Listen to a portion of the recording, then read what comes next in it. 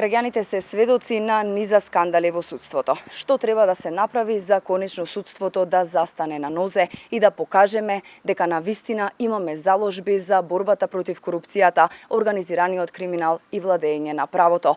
Во овие вести разговарам со Вера Коцо, поранешна врховна судика, која ќе ја прашаме какви реформи најмногу се потребни моментално со оглед на последните скандали кои се случија во судството. Пред се, добро дојдовте во вестите на Алфа. Добре ве најдов.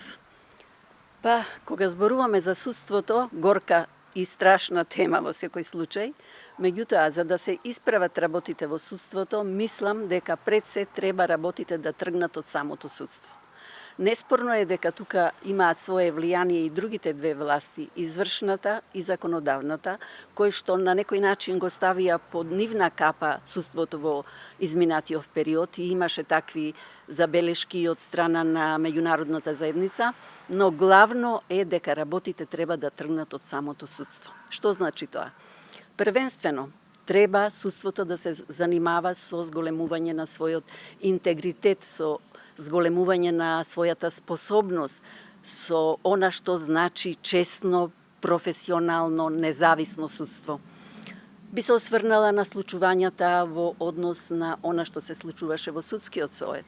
Знаете какви потреси имаше во минатата година околу назначување на членови на судскиот совет, како се движеа тие работи, како се представуваат членовите на судскиот совет, иако треба да бидат истакнати правници и од редот на сите судови во државата, меѓутоа тоа не се покажа дека е баш така. Имаше доста изигрувања во тој случај, имаше доста влијанија од страна на нивните одлуки, па еве и овој судија што денеска и вчера, односно е ставен на тапет, дека се зборува за некакво криминогено негово делување, што е вистина ќе видиме. Меѓутоа, тој си поднесе предлог за член на судски совет ланската година и дури беше избран за член на судскиот совет, иако не беше поддржан од едно мнозинство од своите колеги во Врховниот суд, што за мене беше нешто кое требаше да му укаже и на него и на членовите на судскиот совет дека тој не ја заслужува нивната доверба. Меѓутоа тој беше избран и се повлече пред давањето на свечената изјава од причина што неговиот син конкурирал да биде судија.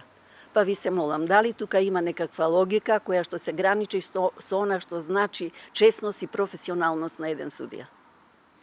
Многу често сме сведоци дека имаме критики од меѓународната заедница и судството е уште една причина поради која Македонија е заглавена на патот кон евроинтеграциите. Постојано имаме критики, но меѓутоа не се спроведува ништо. Дали можеби редно време е Македонија конечно да покаже дека има вистинска заложба за правично судство и владење на правото? Ние немаме толку време да чекаме. Чекавме 30 години наназад и сега до кај сме дојдени, пак сме на нула. Тако речи сме на нула. Мислам дека треба сите овие процеси да одат многу побрзо, но особено да се внимава што значи избор на судии. Изборот на судии главно го врши судскиот совет. Дали судскиот совет е доволно стручен и кредибилен, би рекла, да врши таков избор, имајќи ги во предвид кандидатите кои се пријавуваат. Не смее тука да има влијанија од страна кој ќе биде избран, кој нема да биде избран. Туку тие самите треба да одлучат кој ќе биде оној кандидат кој го заслужува местото кое сака да го добие. Од друга страна би рекла дека е доста пасивно издружението на судии. Сдруженијето на судии е една моќна сила во која членуваат сите судии, можеби сите судии, не мислам дека не баш сосема сите, но како и да е, тие имаат изготвено кодекс на етика, кодекс на однесувањето и можеби треба нешто тука малку повеќе да работат на тоа што значи интегритетот на еден судија, да го подигнат интегритетот, да ја подигнат професионалноста. А од друга страна и Академијата за судии и јавни обвинители игра многу важна улога во она што значи квалитет на еден судија. Не само преку испитите, имаат таму разни обуки и од домашни експерти, и од надворешни, и Меѓутоа, важно е колку се посветува за да се издигне тој кредибилитет на едно завидно ниво. Уште повеќе може би е важно и кој се членува, односно кој се е предвиден за едукатор во таа академија.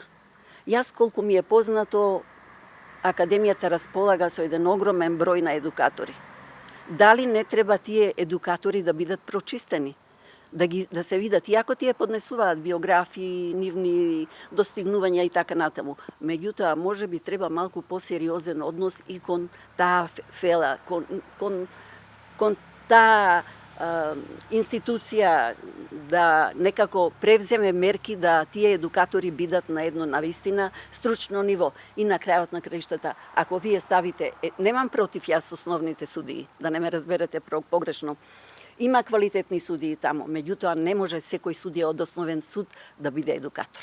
Апсолутно не може. Прво, неговото знаење е оскудно, второ, искуството. Искуството е најбитна работа во доменот на едукацијата.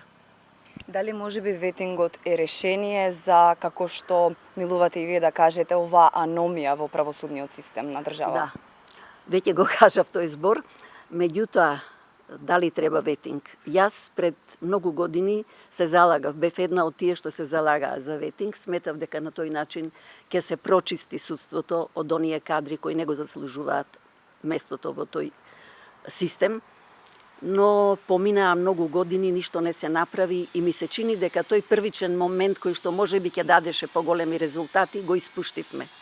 Сега е битно да се усредоточиме на она што значи квалитет на судскиот совет, на воопшто на сите судови, на Академијата за обука на судии, со цел да се подигне професионализмот и она што значи квалитет на било кој судија во нашево општество.